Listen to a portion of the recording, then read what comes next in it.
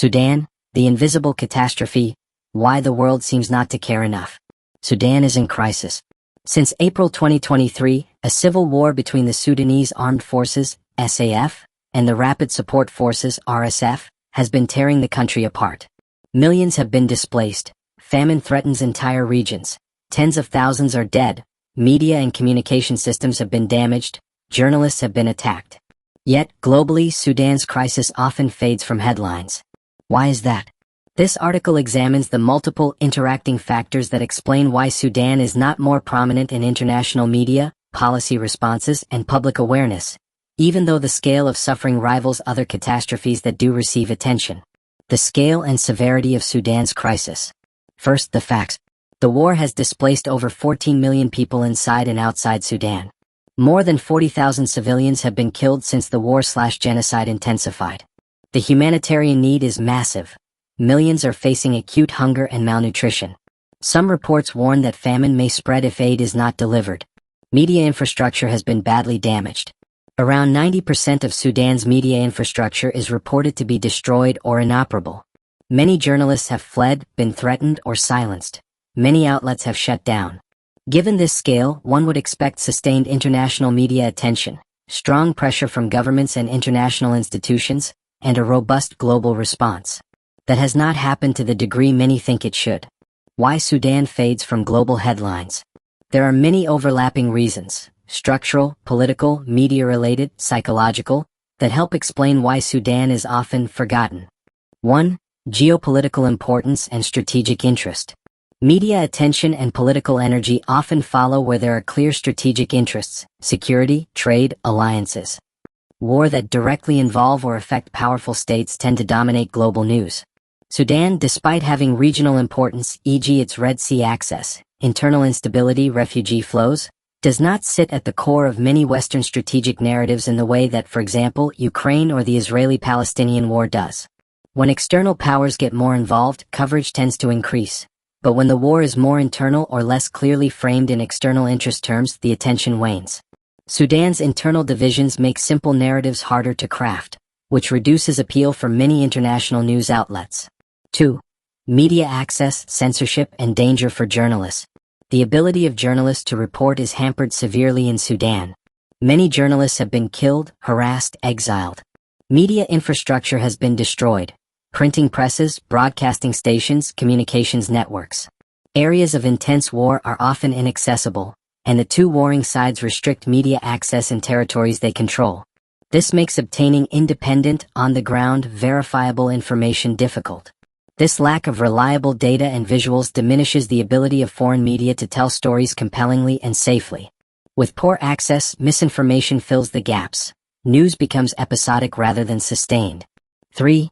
Media fatigue, competition for attention, and selective outrage. The global news space is crowded. Multiple crises compete for attention. Wars, disasters, political crises. When new or more media-friendly stories, or ones with greater geopolitical pull, emerge, older crises often drop from view. Sudan's war suffers from what some analysts call compassion fatigue, or news fatigue. Audiences and media get overwhelmed. Also, media outlets prioritize stories that will attract audience and revenue, which means war with striking visuals, accessible narratives, or proximity to their audience get more airtime. For example, coverage of Ukraine or Gaza tends to appear more frequently in Western media. Sudan's war is more complex, with shifting alliances and internal factions, making it harder to simplify into the kind of narrative many outlets prefer. 4. Racial, cultural, and implicit biases. Some commentators argue that war in Africa receives less global attention due to implicit or explicit biases. A sense that suffering in distant or less powerful countries is normalized, or less urgent, or less relevant to major powers. These biases may influence which crises are picked up by Western media, which stories are amplified by international institutions, and how much public empathy is generated. The disparity in response between Sudan's crisis and war in Europe or the Middle East is often cited in this context. 5. Limited foreign media presence and on-ground reporting. Because many foreign correspondents can't safely enter war zones, rely on second-hand sources, or have to work under risk, there is often less continuous, deep reporting from Sudan. Fewer interviews, fewer images, fewer personal stories that humanize the war. Without this sustained foreign reporting presence, stories are more likely to be reactive rather than proactive, intermittent rather than ongoing.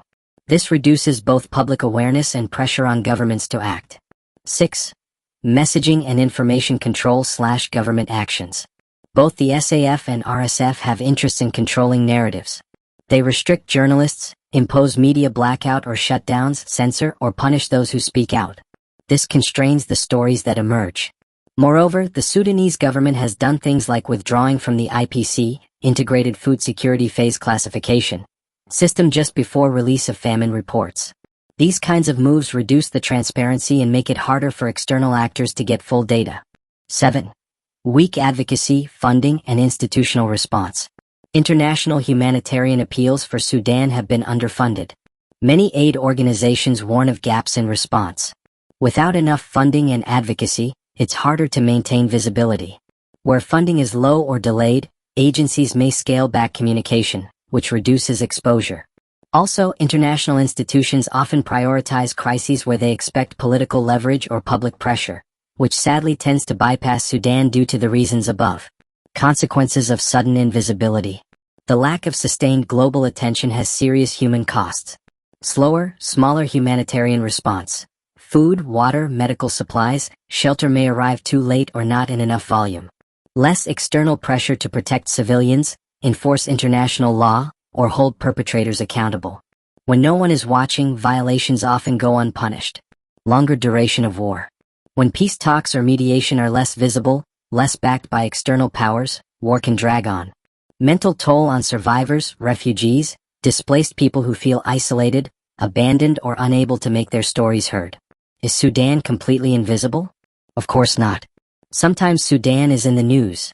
Reports of mass displacement, famine risk, attacks on civilians. Some media outlets, NGOs, UN agencies do try to keep attention on Sudan. Recent investigations have uncovered things like advanced weapons being used or drone strikes. But nearly always the coverage is episodic. Spikes when there is a particularly shocking event, then fading. Not the kind of continuous, policy-pressuring, opinion-shaping coverage seen for other crises. What could and should change? To make Sudan's crisis harder to ignore, these are some of the levers.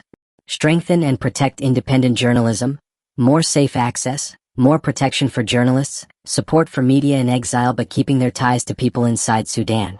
Better data transparency and monitoring, overcoming the restrictions and lack of accountability to produce accurate, timely, and independent reports of human rights abuses, displacement, famine, etc.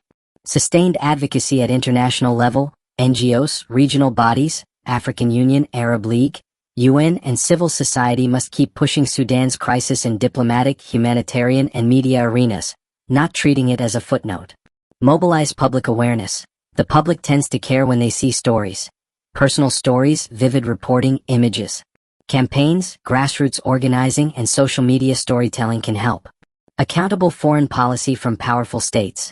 When states have clear policies that demand investigations, aid, protection, this puts pressure on media and institutions to follow. Sudan's case is a tragedy of scale and complexity. It is both a humanitarian catastrophe and a war with severe human rights violations.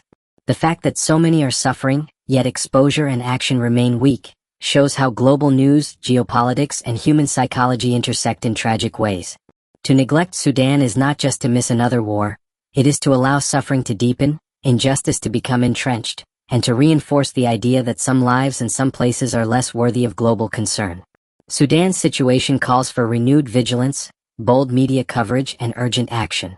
The world must resist turning away.